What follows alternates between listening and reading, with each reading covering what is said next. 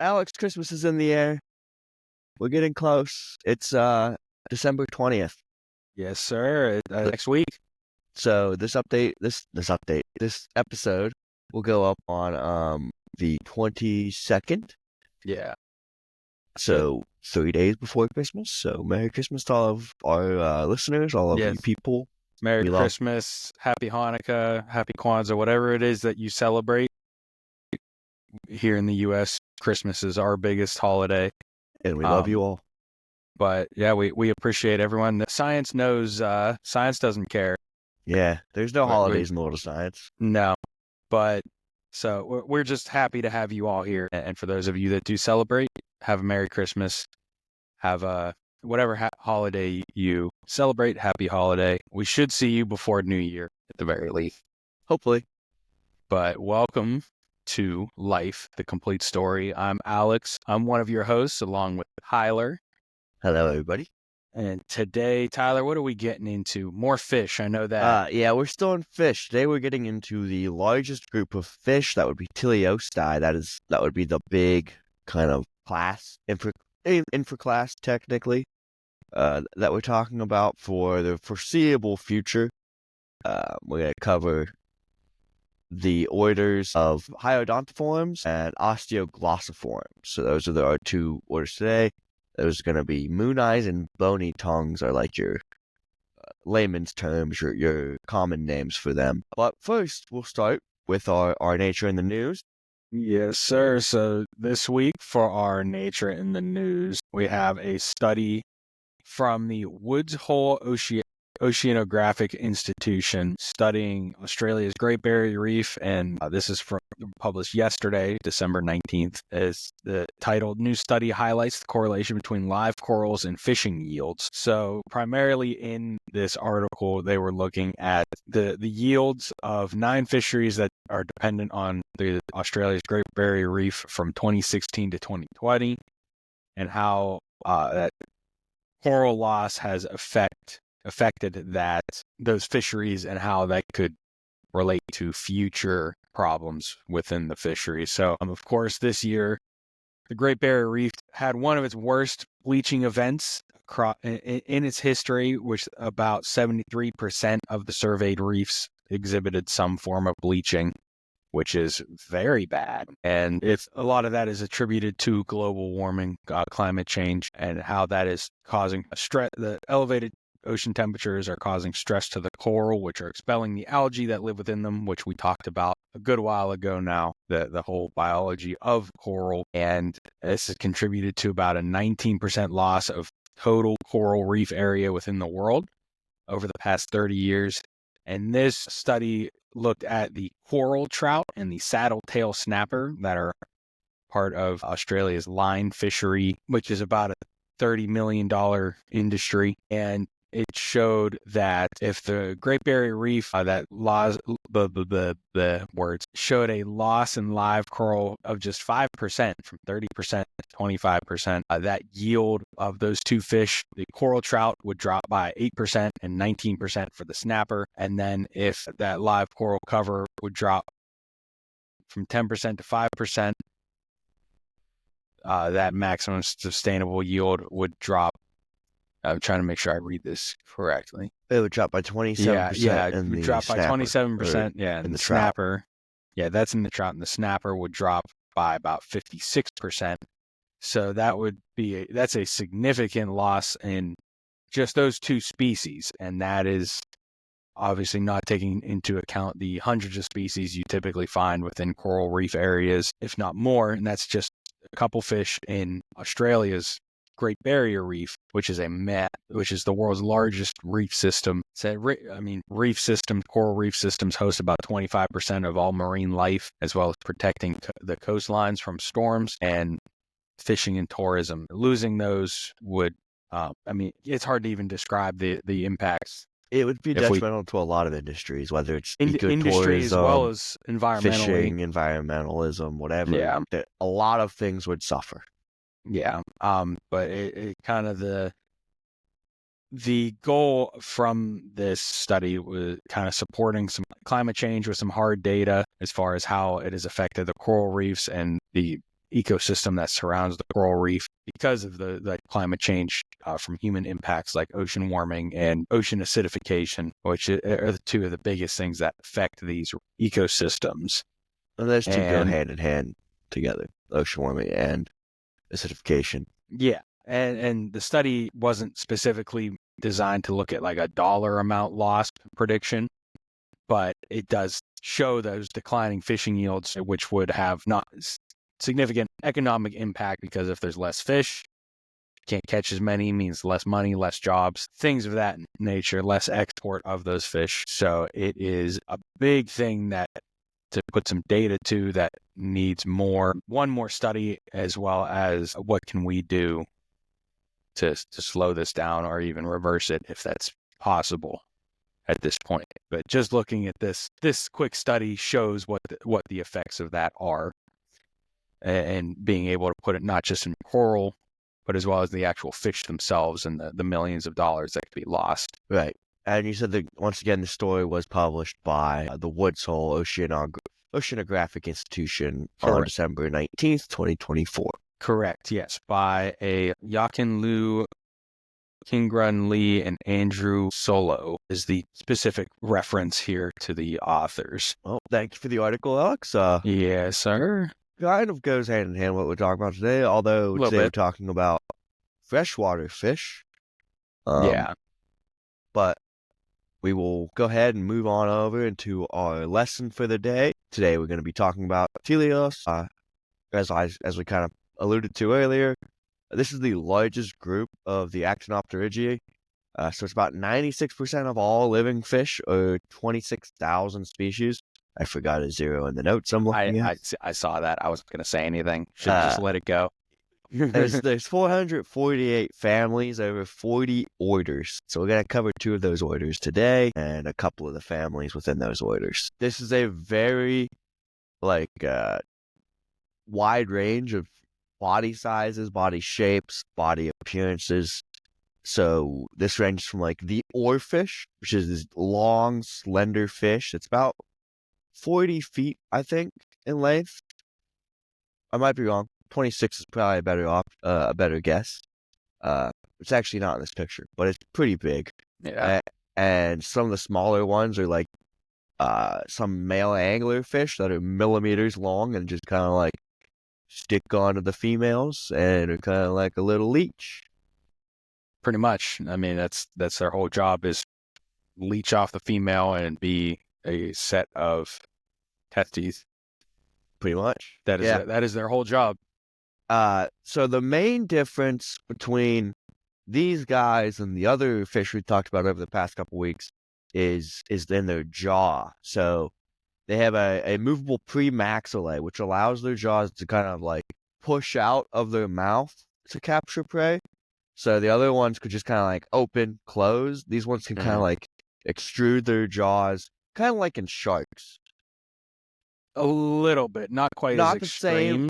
Not the same like, extremism as in sharks, but same mechanism. Yeah. And this allows, if you think of fish like largemouth bass, where as they open, they kind of have a separate, it's almost like a lip that extends along with their mouth. It allows for a greater surface area to capture prey, because it rounds the mouth out as opposed to just being that horizontal slit like in the sharks, making it more difficult for prey to escape from the side. So a lot of these species are external fertilizers, which means that, as we've kind of covered over the past couple of weeks, the female lays her eggs, whether they're semi-buoyant or just kind of sit on the ground. The male will come along and spread his milk, which we learned was a term last week, on those eggs to fertilize them. And as we talked about, sometimes there's parental care in development, other times there's not. And the first teleos fossils go all the way back to like the early Triassic period, so the Mesozoic, about the same time as dinosaurs. And as we know, most fish breathe through that gas transfer over their gills. They don't have lungs, so they can't really breathe atmospheric oxygen. They absorb the oxygen through the water as the water kind of passes over their gill structures. But some species, like the mud skipper or the comb-toothed blenny, are able to have like some type of amphibious tendency. They're able to kind of come onto the surface. Uh, that's really found in like the mangrove areas or the areas that are like exhibit lots of flooding, where you're not really gonna have a common water surface, like water height. Yeah, but there's enough water that they're able to move around. Most of that amphibious tendency is moving from one water source to another.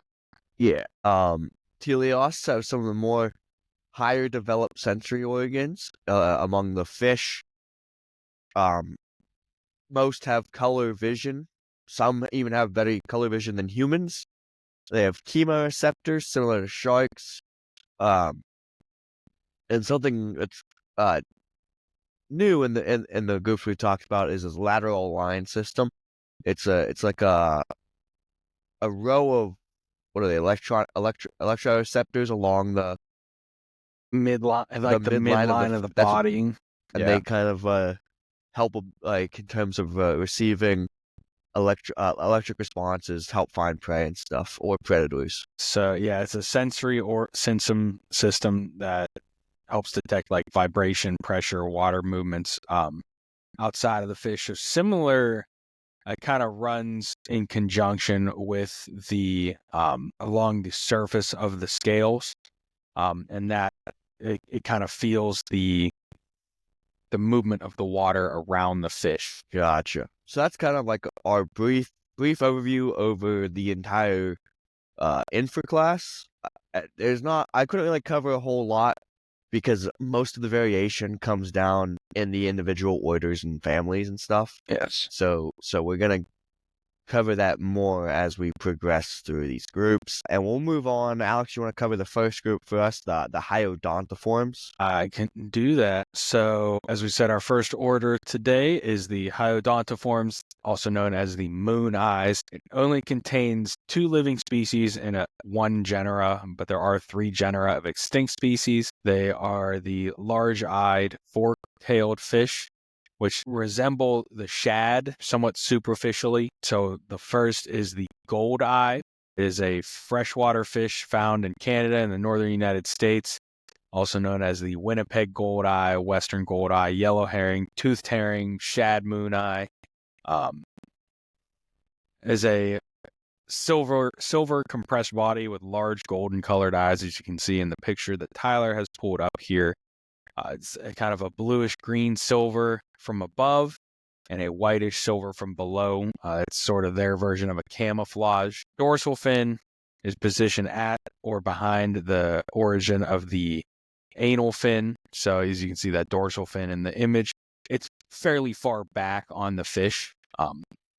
It's kind of in that second half towards the tail. This is actually the wrong picture. This is of a moon eye. I will pull up a picture of the gold eye right now. Okay, they are similar species, but they have a large mouth with a blunt, rounded snout. And they do have some teeth present on the tongue, which is a little different. Oh, there you go. The picture Tyler pulled up now of the actual gold eye. It's a better image of where that dorsal fin originates. It's very similar to the moon eye. Yes, but it is smaller, a bit further back.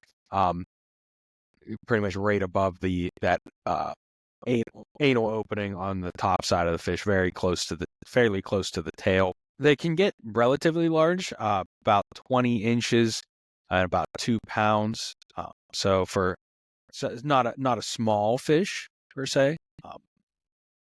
They reach maturity about 6 to 10 years, spawning in the late spring, early summer. And they feed on a variety of aquatic things like insects, crustaceans, other fish, frogs, probably salamanders as well. Yeah, things of that nature. Newts. Yeah, Newts more than salamanders. Yeah. So pretty much most things that they can get their mouth around, they will feed on. Besides plants, of course. And then the moon eye, as we said, they're very similar. They're also a silvery fish with a highly compressed kind of deep, so it kind of a laterally they're not very big, but they're taller and kind of roundish. Adults reach about a foot in length and weigh around half a pound, so they are smaller than the gold eye. They are endemic to the eastern United States, from the Hudson Bay to the Mississippi Delta, and even up into Alberta, Canada, and the Great Lakes. So pretty much east of the Mississippi. You can find these mostly in large rivers, but there are some historic ranges that may be confused with similar species of the gizzard shad and alewives.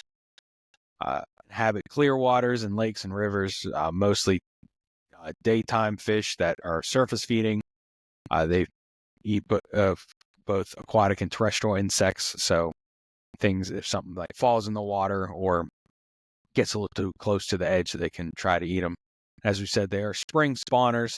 The southern populations tend to spawn sooner than northern populations because of it gets warmer sooner, and they lay about 10 to 20,000 eggs in a breeding season. So especially these moon eye, they're being smaller. I would consider them more of a prey fish than a predatory fish, at least as far as other fish are concerned.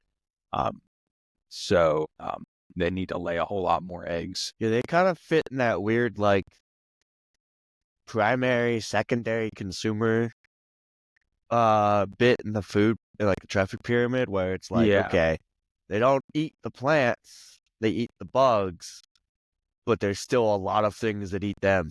Yeah. Like, I'm sure bass love to eat juveniles, and I'm sure they do. Yeah, so our species for the gold eye, our species is Hyodon allosoides, and the moon eye is Hyodon woodrufi. right. So those are our two species. The Hyodon woodrufi is an extinct species.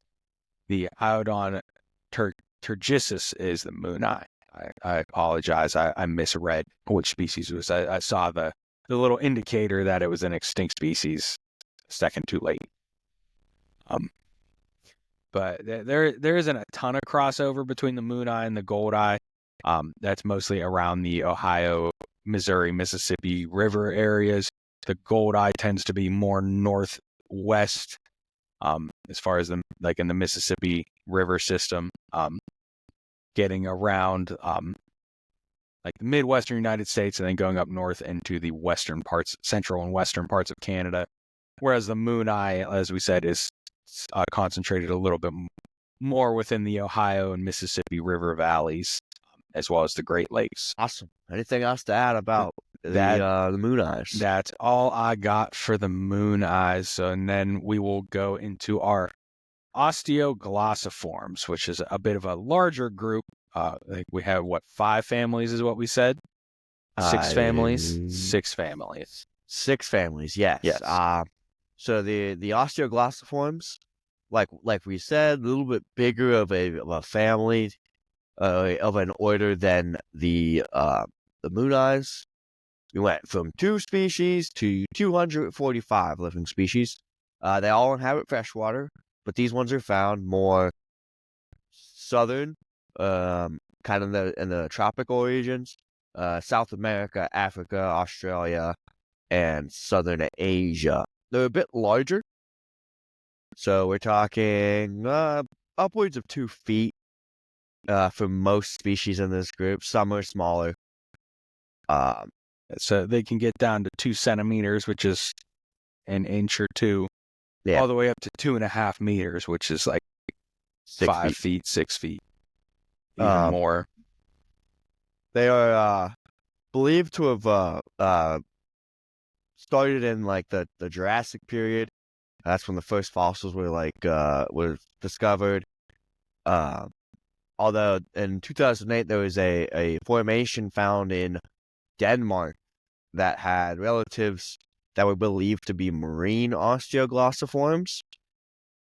So it might have not been just a freshwater group initially, but might have been outcompeted in the marine ecosystems that now it has been isolated to freshwater.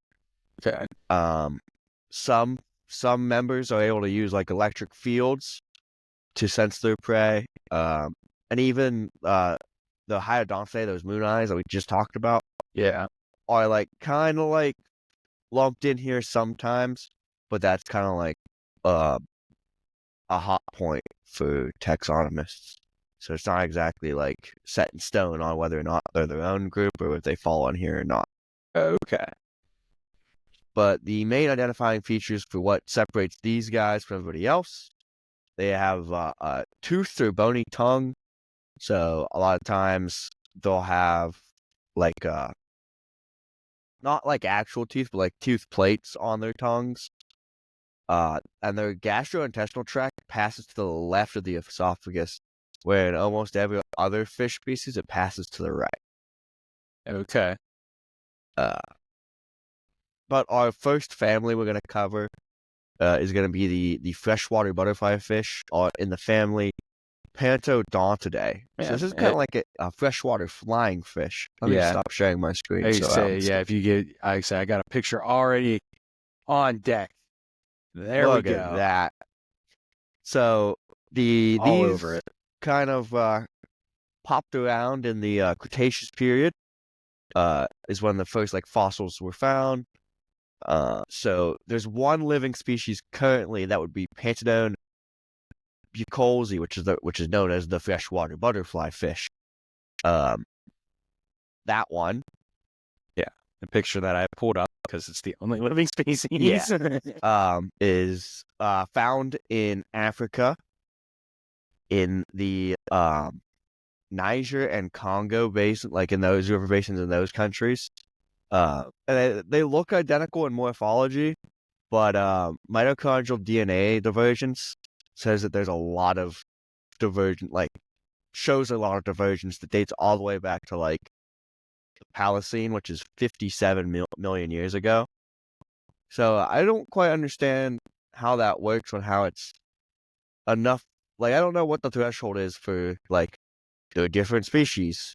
I guess once it like leaves mitochondrial DNA and becomes like actual like genetic DNA. Is that between these and like marine flying fish? No, this would be like between the species, the individuals in the Niger versus in the Congo, like Okay. in the different river basins. So they're not different species? No, it's all the same species, but they just Are they like subspecies? Maybe.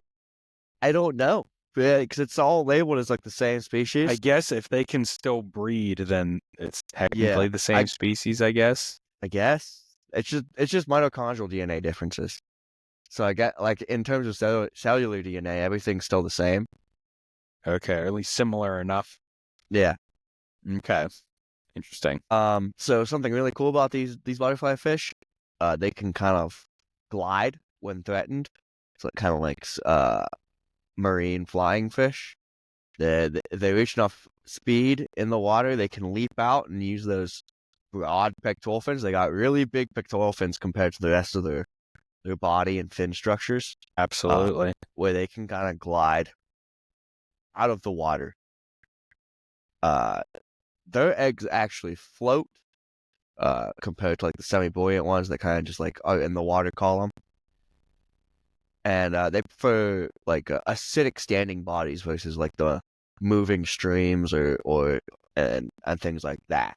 Okay. And sometimes people have them as aquarium pets, but you have to keep the tanks closed. I say, I wonder how often, how long it took people to realize that they can jump out of the water.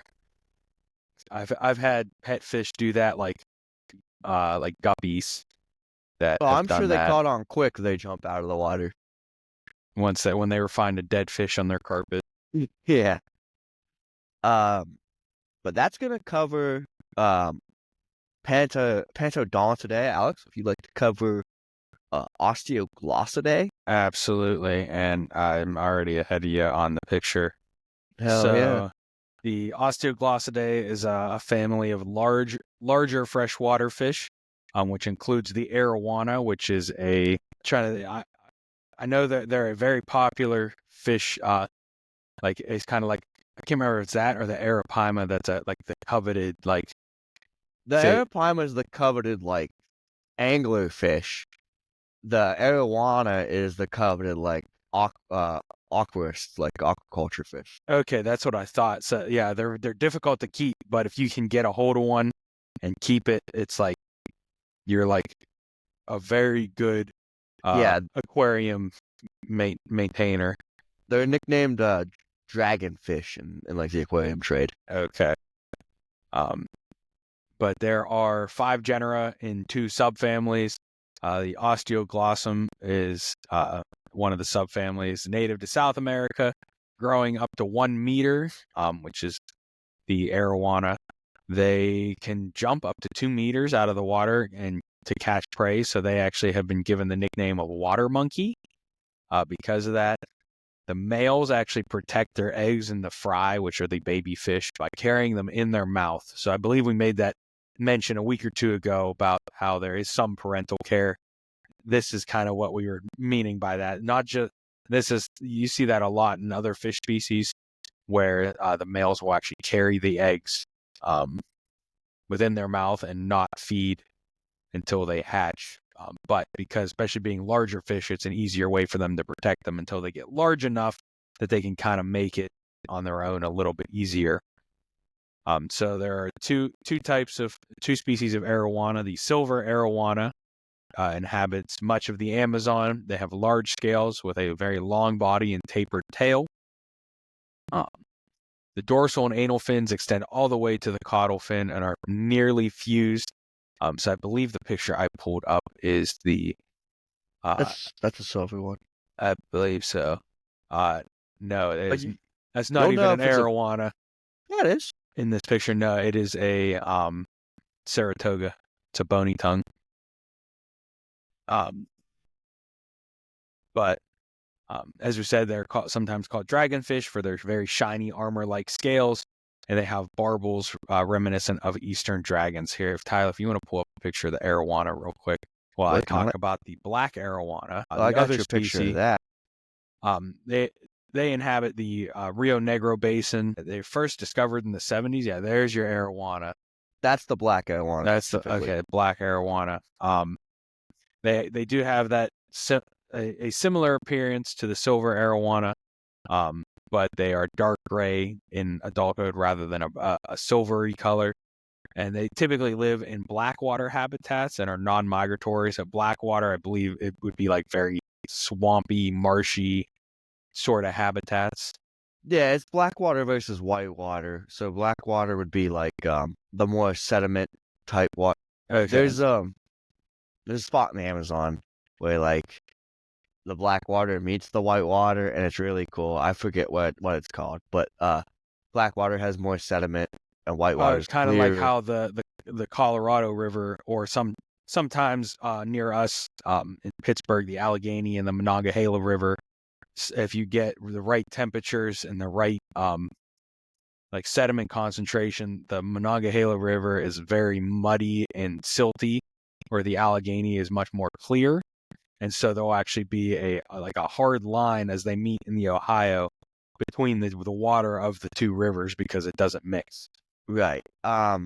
Blackwater has lower like ionic concentrations of nutrients. Okay. So less oxygen, less nutrient profile, lower nutrient profile. I can this is what I was referring to with like the spot in the Amazon. Okay, yes. Where like the black water meets the white water, and so in the picture it's kind of deceiving. The black water is actually the one on the right. Right, the brown water. Yeah, the very silty water versus the clear water, which is why it looks like water rather than just mud. Right. Even though anyway, that picture, yeah. Do you want me to cover the other genera of that is I'll leave that up to you. I lost my spot here where I was. So the other genera of living Osteoglossidae is Scleropagus, whatever you want to say, however you want to say it. They're also arowana, but they're the Asiatic and Australian arowanas. Yeah, so the image I had pulled up before, I'll try to pull up again, is an Australian. It's called a bony tongue. Yeah, the Saratoga. Yes. So we'll start there. They live in the Saratoga, Scleroptis, like carti, spotty bunny tongue, spotted Saratoga, or just the Saratoga. They live in the what is this river system? Fitzroy, the Fitzroy River system, which is like in like northeastern Australia, kind of like where the Horn of Australia is, a little bit south of that. Okay.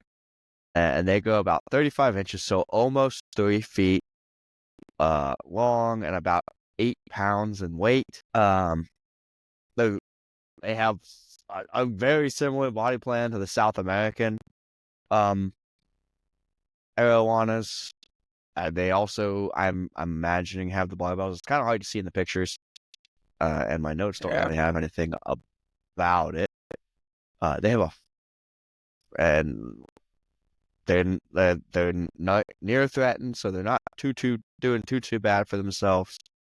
And they have all these have a very similar body plan to each other, even in the other families that we'll talk about later. Yes. One of the things to note about the Scleropyges versus the other genus is it's really not clear whether or not these 4 species are just one species with different patternings, or if they're 4 separate species. Genetic testing is still being done, and taxonomists are still fighting, just because of how similar they all are, and their geographic range almost would overlap with each other. Yeah, kind of all, at least as far as the 2 Australian species are concerned, they're relatively close to each other. Right. So the other Australian species would be Scleropyges hardini, which lives in northern Australia, around that point of Australia, and it looks almost exactly the same. Yeah. I mean, they look pretty much the same. Yeah. The only difference that I'm noticing are these pinkish red spots at the base of the scale. As well as in this group, in this species, it's not. It might be the females that actually do the mouth bleeding versus the males in other arowanas. Okay. So that is a difference, at least. Yeah. And then there's 2 species that live in southeastern Asia. The first we'll cover is Scleropyges inscriptus, or the Myanmar arowana. It's a large bony-tongued fish native to Myanmar, found in the Tanantharol River Basin, and it's differentiated based off a wavy pattern on the scales. There's not really a great picture that describes it. The only picture I found was is like an artist rendition, and it's in black and white, and it doesn't do much to help the picture. Yes. But it's died to fishing right now, and it's believed to be extinct in the wild due to overharvesting. So that may be why we don't have a good picture of it. Yeah, and it's in one of those areas of the world where like often consumed by locals. Yeah, and we kind of missed the jump on conservation for it. Yes. There is the Asian arowana, which is endangered, and it's kind of one of the more prominent ones from this group. These ones are pretty cool. Yeah, they're a beautiful fish. Very prominent in the pet trade. Really the same body plan as every other arowana. They got the 2 barbells on the front, the kind of well-defined anal fin with a kind of shallow dorsal fin towards the rear. Really the only differences that we're seeing in all these arowana species is in their scale, like colorations and things. So these ones have like a brownish black top portion that kind of lightens up and turns to a whitish silver on their belly but they can also have like red, or there's a couple different like haplotypes, so different colorations: green, silver, red-tailed golden, gold crossback, and then the red. So this would be like an example of the red one, I believe. Is it red or is it the To the red. gold? I think it might be the red-tailed gold. I believe you are correct. It's just it's in an aquarium, so that's why it's so clean Yeah. and shiny. Yeah. So that's gonna cover our Osteoglossidae. Well, we can move on into Arapaimidae if you'd like. Let me get to it here. Arapaimas are very big, large, South American. Live in the Amazon. Yeah, there we go. I was trying to find the tab. Yes. So I don't know if you want to pull up a picture here. Sure. Of course, the Arapaimidae, it is a family of freshwater fish, native primarily to South America in the Amazon and Essequibo basins, and the African is native to the watersheds of the Sahelo-Sudanese region, Senegal, Gambia, and parts of Eastern Africa. They're very similar to the arowana that we just talked about, but not quite the same, as you can see, especially in regards to the shape of the body. They have more of that long, a much more narrow, flattened head, as opposed to the almost carp-like head of the regular arowana. They're probably one of the this group is probably one of the oldest living lineages of the teleosts. So it's a very old family within the teleosts, and they are, as we said, they're very prized as a sport fish, being one of, if not the largest truly freshwater fish. So they're not just, so some fish like salmon get big as similar to the Arapaima, but they are a lot of times both fresh and saltwater. Many of them will spawn in freshwater. Yeah, the Arapaima is the largest freshwater fish. Yes. Commonly getting up to 80 inches in length, but it's not uncommon to see specimens reaching 15 feet and like 450 pounds. Okay. Yeah, so they get quite large. I guess we talked about sturgeons of the week and they were big too, but this is up there as well. Yes. It is typically a topwater fish predator.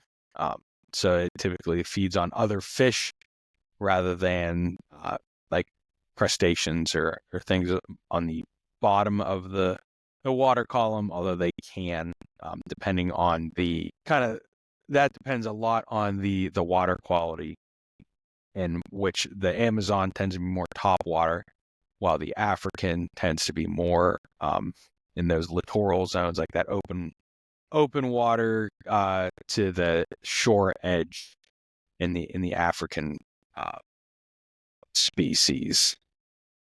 They evolved about 220 million years ago, so in that late Triassic period.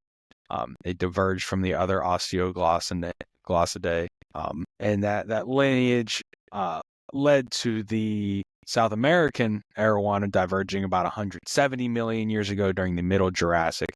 And the scleropages, of course, that we just talked about, was about 140 million years ago in the early Cretaceous. So, well, they're very similar to the other osteoglossomorphs. The breakup of the supercontinent Gondwana, about 150 to 300 million years ago, is where you see a lot of the distribution of these similar, at least genetically, species across the world, but there's those differences are still seen because of that. Like, they evolved initially in a similar location, but then as that breakup occurred, these species differentiated, with the Arapaima being one of the first to differentiate from the rest of the Osteoglossinae. And of course, as we talked about, being sport fish, they are also typically eaten by humans. They've even been farmed in their kind of native regions because they get so large, and it's a very hardy food fish. Yeah. So there's the one species of Heterodotus, which is the African arowana, Yes. that you've kind of already covered as more of an open water fish. Yeah, more like open water to stream edge, whereas the actual what is known as just the arapaima or the arapaima gigas, they tend to be a little bit more Top water. top water into the middle of the water channel. I think would be a better. All members of this group can breathe air. They have the potential to breathe air, but obviously they tend to use the gills more frequently. Yes, yeah, being in some of those larger river basins, that there's sometimes, I'm sure, in some of those locations, they're not quite as much oxygen as you get in that. You lose some oxygenation as the water moves slower, but then you also have the greater chance for aquatic plants, so it typically balances out. Right. And the largest, the species that comprises the most, I guess, population would be the Arapaima gigas.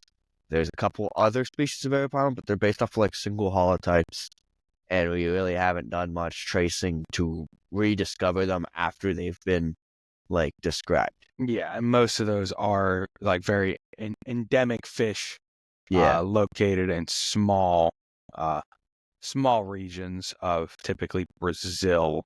Yeah, like one or two tributaries that feed into the Amazon. Yeah, so it's honestly probably just the Arapaima gigas, but in a different.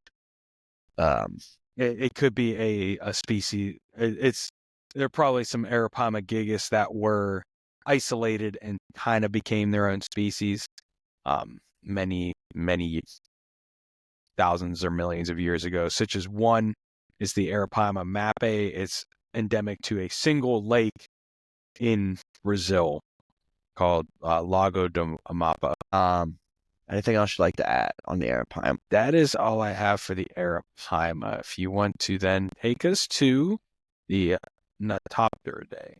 Yeah, I'll cover the Natopteridae and the Gymnoikidae, and then if you want to, I will cover the elephantifish. Yes. So Natopteridae are the featherbacks and the knifefish, and they're goofy looking little boys. They are indeed. They kind of got this big hump on their back, almost like that. Their mouth is way at the bottom. Yeah, like that. The mouth's way at the bottom. They have like a big hump, very like clean body shape. Honestly, not a lot of like sharp edges on them. No, very very rounded. They live in rotund, if you will. Yeah, they live in the freshwaters and brackish waters. Typically in Africa and Southeast Asia. They it says their manner of swimming is similar to the electric knife fish in South and Central America.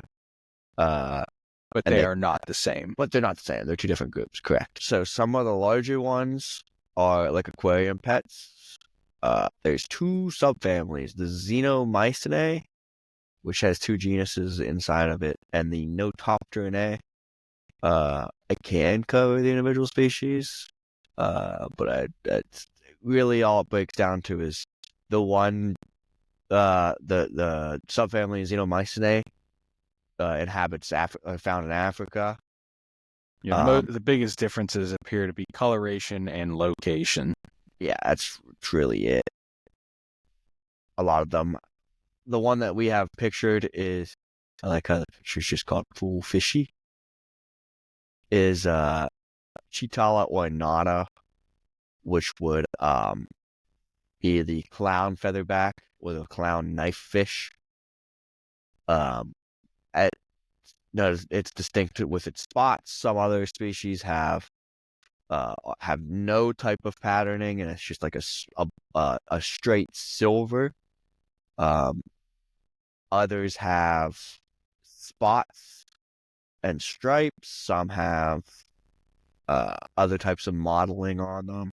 A lot of and most of them live either in like Western Africa or Southeastern Asia, and that's your differences in group.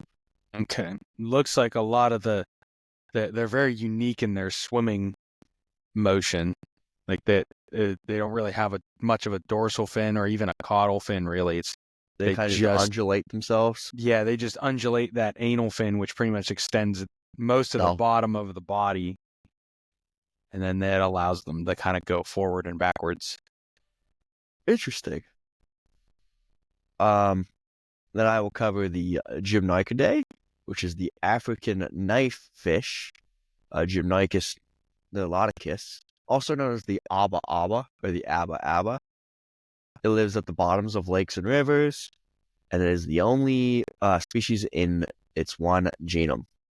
Um, it's a long, slender fish, has no pelvic or anal fins, and it has a like a rat tail shape to its caudal fin. And it uses its elongated dorsal fin. It kind of looks more like an eel. Yeah, Uh, that's what it appears. so and it can produce a steady, uh, weak electric field to locate prey. Uh, they reach about 5 feet in length and about 42 pounds. Uh, and in 1950, researchers estimated that it's just as proficient at swimming forward as it is backward, kind of like a hummingbird, but in water. Okay. So yeah, it says here they kind of use that electroreception more than their sight to capture prey.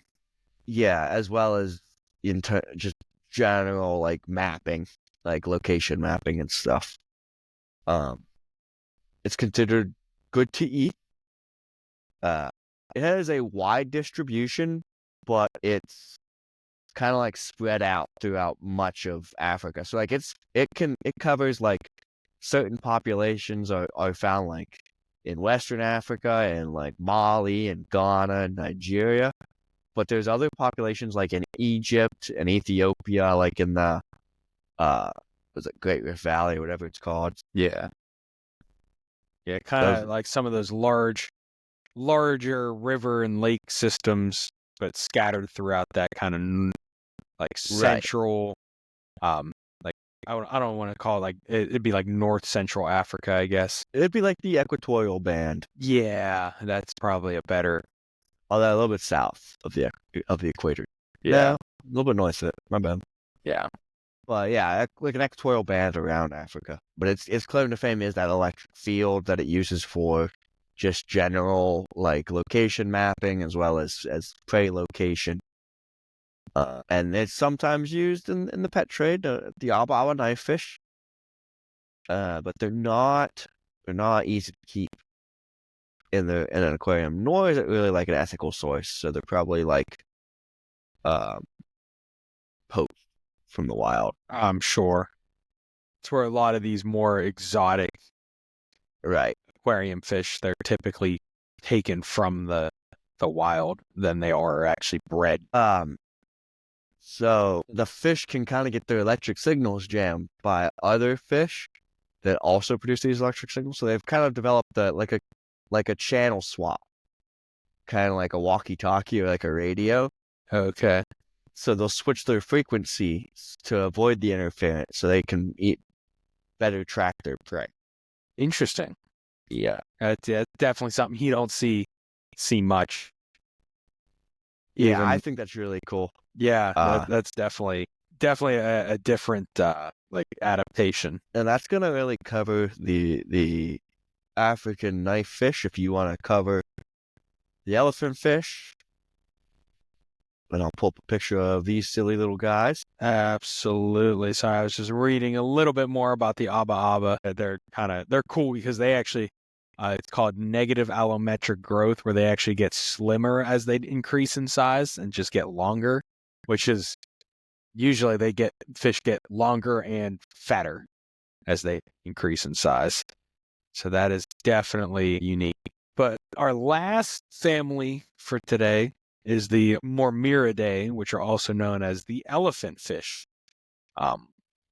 which they are definitely some funky looking guys, as you can see in the picture.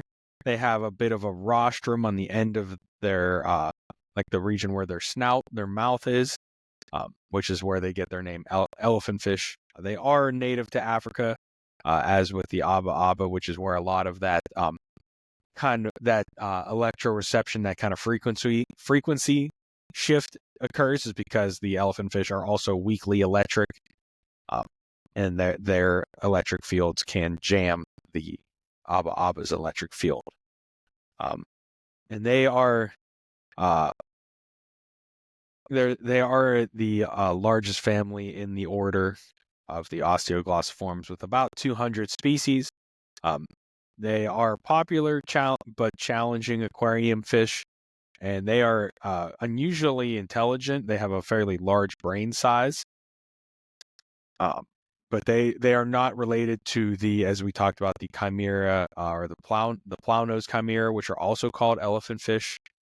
They are completely different from the freshwater elephant fish. I gotta pause real quick. We're back. Okay, apologies everyone. We had a Technical difficulty. Yeah, some technical difficulties. So as I was saying, with the Mormyridae, they're as I was about to get into, their diverse family with a lot of shapes and sizes.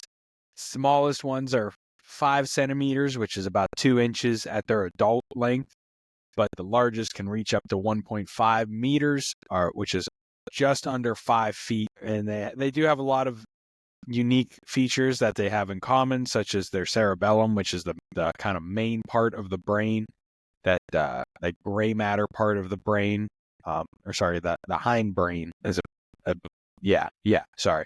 I was having Your cerebellum stopped working. It did, yeah. It's that bottom part, the upper part, I believe, is the cerebrum, which is what we think of like your main gray matter. So this is like that bottom underneath portion of the brain is very, very enlarged, which allows them to interpret complex bioelectric signals.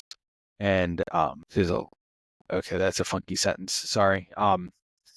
They also have a auditory vesicle, which is like a small bladder. It's inside of the labyrinth, which is like the twisty, windy part within the ear. That it is both in the inner ear of the both sides, and that together with a bag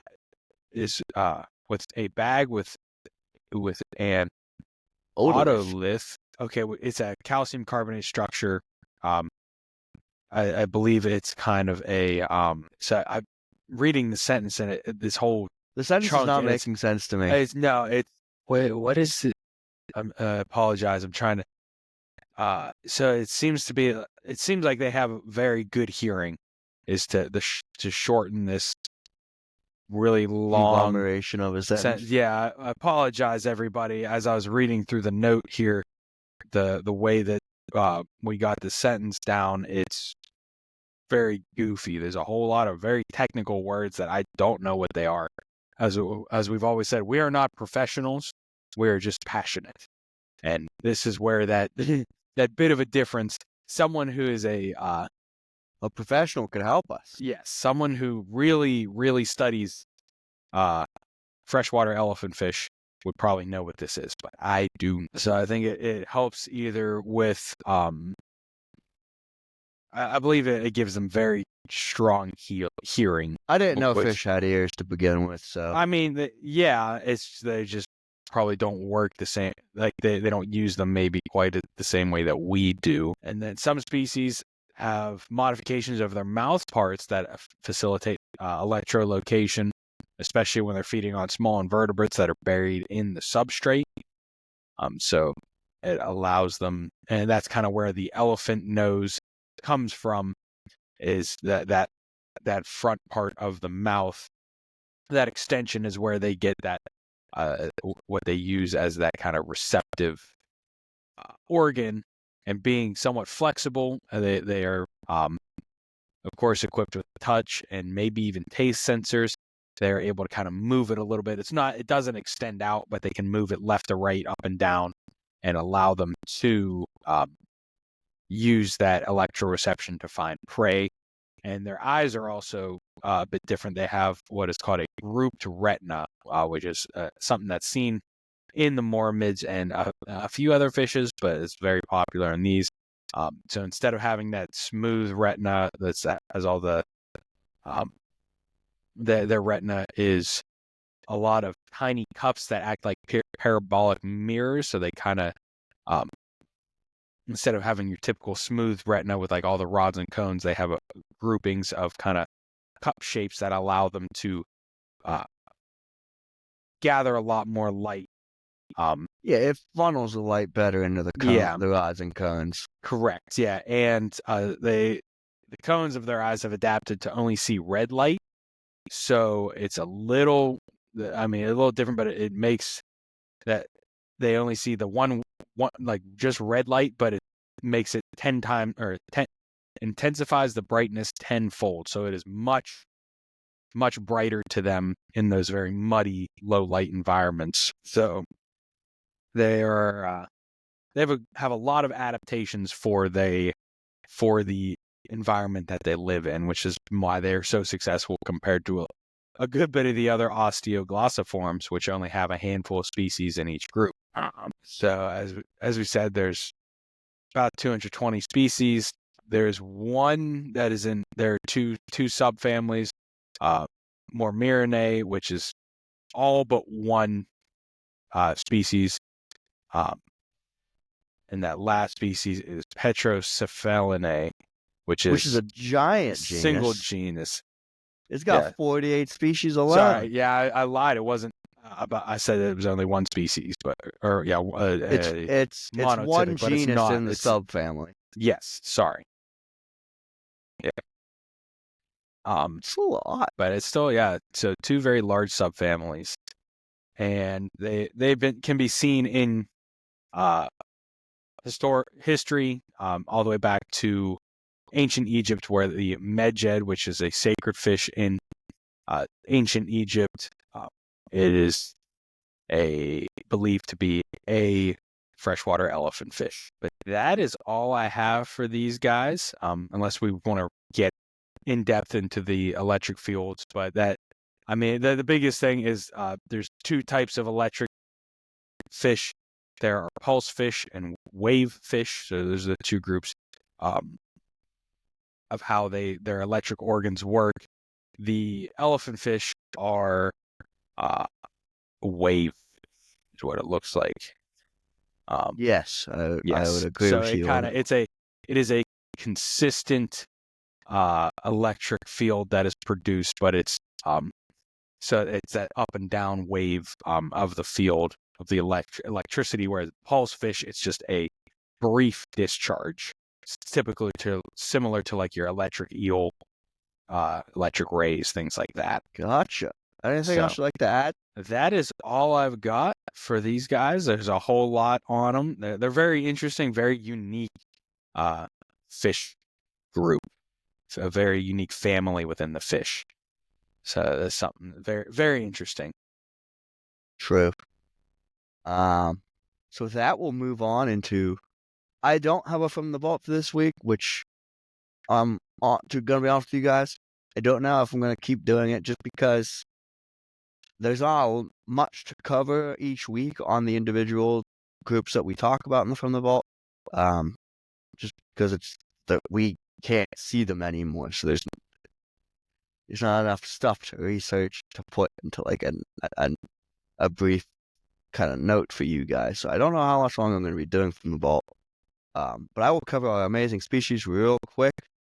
It is going to be Sclerophagus formosus, which was one of those arowanas we covered earlier today. It's going to be the 1 second to really pull it up. The Asian bony tongue, or that green arowana, whichever you prefer to call it. They are endangered.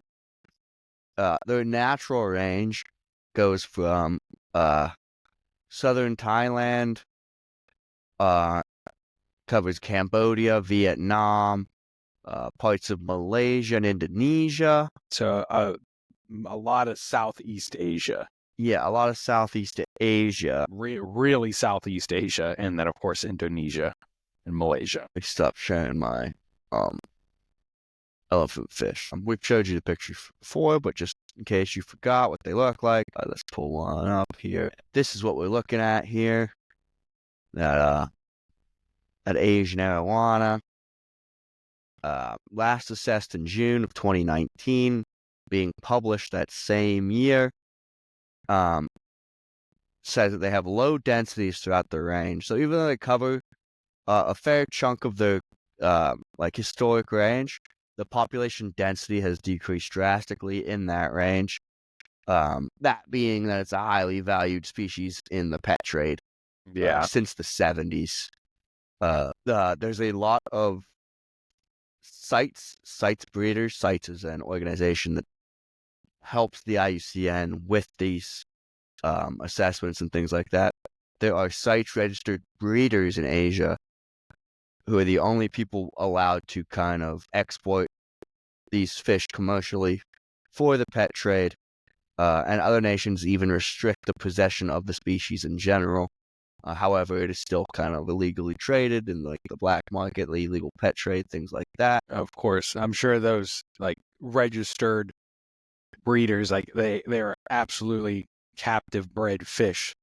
So to sell them, like they have to prove that they were captive bred, not captured and then sold, thus helping populations. Yeah. However, there has also been a number of other problems that have arose to kind of decimate their population, most of that being a lot of the swamp habitats that they originally inhabited are now agricultural lands for farming, as well as deforestation and logging to turn into plantations. And we're talking a 90% decline since 2010 in populations in Cambodia, Thailand, and Malaysia. Yeah. So that's 15 years dropping 90%. Yeah, that is a lot. Yeah. Very quickly. Was decreasing. Fortunately, your generation length is kind of short with 7 years, so it's the rebound time is not astronomical. Yeah, but they live a long time, which helps. That once you get mature fish, yes. but they unfortunately they don't produce a ton of eggs at once, but they're big eggs that are protected. Yes, about 30 to 100 large eggs protected in the mouths of the males. So yeah, it's believed to live about 7 to 8 years. So it kind of reaches maturity, sometimes at the very tail end of its life, and maybe gets a clutch or two in, and then kicks the bucket, so to speak. Yeah. But they prefer like swamps, flooded forests, and the deep rivers with slower currents. Okay. So they are very much warm water, slow water fish. Yes. It makes sense being such large fish. Yes. As I said, some of their threats: mining, deforestation and timber, just general transportation, like roads, railroads, just run off from that, even just the construction of the roads and stuff. Fishing, because I'm sure you catch this bycatch, you're going to take it home and make it a pet or something like of that nature. That or the locals, they eat it. It is a local food source, correct. And we do have in place protection and management, trade control, stuff like that. So that's going to cover my amazing species for the day. So we can go ahead and throw it over to Alex, and he'll cover his most wanted. Yes, sir. So he told me what it was, and it kind of shocked me. Yeah, so my most wanted for this week, my invasive species, is the goldfish. So something that many people are very familiar with if you've ever gone to the supermarket or like a pet store or the fair. If you've been to, I know it's popular in our area, going to like the county fair. Yeah, but those ones die 2 days later. Yes, they do. It's a incredibly popular pet fish that is native to Eastern Asia, such as China, Japan, Korea. However, because they breed and reproduce so rapidly, making them popular pet fish, they, when released in North America, they have become invasive, partially because of that and their feeding habits. So most people know them as like the little fish you see in the store, but it's kind of a common thing that they tend to stay the size of their container. So if released into the wild, they grow to the size of an American football, which is fairly large, about a foot or two long, pretty fat. They can get quite large comparatively. They really don't have a lot of predators, especially once they reach that size. There's not too many things in a lot of, especially you see them a lot in like ponds, like smaller warm water ecosystems where you don't see as many of those large predators that could eat them. And their diet consists mainly of fish eggs, fish larvae, and aquatic plants, which is why they are so invasive. They have such an impact on the ecosystems that they're introduced to, because um, they reduce local fish populations and also make the water more turbid, which means it makes it less, there's more silt within the water column because of where they're feeding, especially when they feed on plants, because they belong to the carp and minnow family, which we talked about the Asian carp previously. But because the way they feed makes the water less clear, makes it less sustainable to underwater plants, you get habitat loss for the native species, and it's just a vicious cycle. And they have a very high reproductive rate. I think I saw somewhere, where did I see? They can lay a lot of eggs very quickly. I guess that varies by species. But yeah, so there you can see an image of how big some of these goldfish can get. And they've been around for... Sorry it took so long. I didn't think the population needed to see what a goldfish looks like. Yeah, but just in case you don't know. Yeah, especially one of that size. You usually don't see them that size. They were released, or they were, obviously they've been kept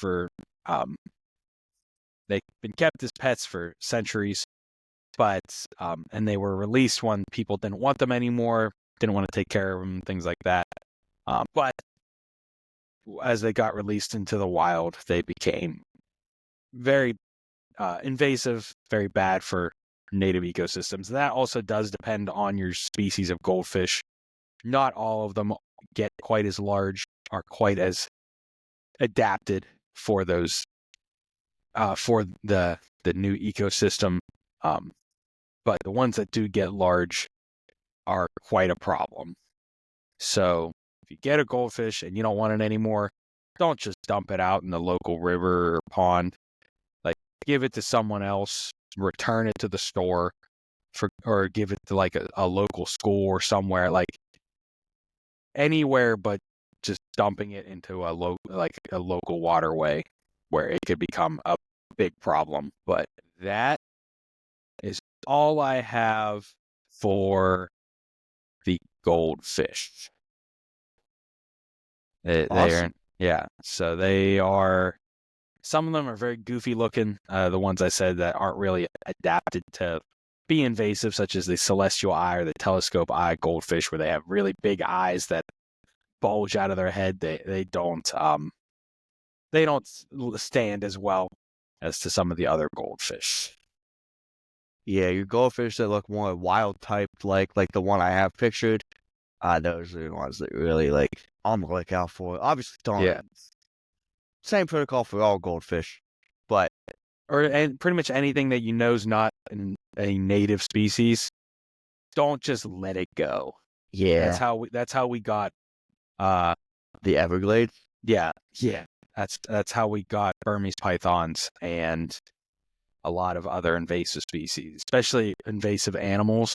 They either escaped or were purposefully released because owners didn't realize, especially like the Burmese python, didn't realize they got that big that fast and couldn't care for them anymore. So, yeah. And you're also not supposed to flush the fish down the toilet because it can pass disease, or in some places it can release it right to the wild if it makes it through the wastewater system. So if it's dead, throw it in the trash. if it's alive, give it to someone or donate it somewhere. Don't just release it. But that is all I have for the goldfish. Sorry to belabor the point. Well, guys, that's all.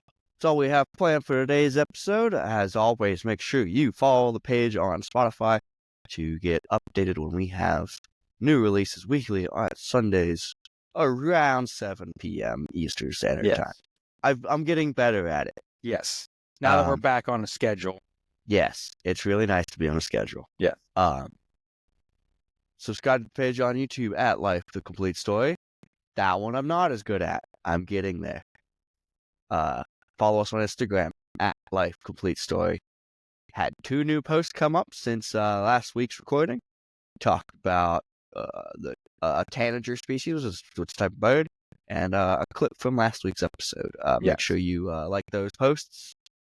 Follow us if you haven't already. That is Life Complete Story. Same tag on same handle on TikTok, Life Complete Story. Same clips go up there as they do on Instagram. Make sure you interact on those as well. Follow the page on Facebook at Life the Complete Story. New article went up on there recently about the Hawaiian crow. Yes, sir. Yeah, that's one I found and sent to you. Yeah. In case you didn't know, the Hawaiian crow has been recently reintroduced to the island of Maui. I think that's what it was. I don't remember off the top of my head. It's been a few days. But we had captive populations breeding in the United States mainland that we have successfully attempted to reintroduce 5 individuals to. I think that's all. I think that's it. Oh, email us at lifecompletestory@gmail.com in case you have anything we missed.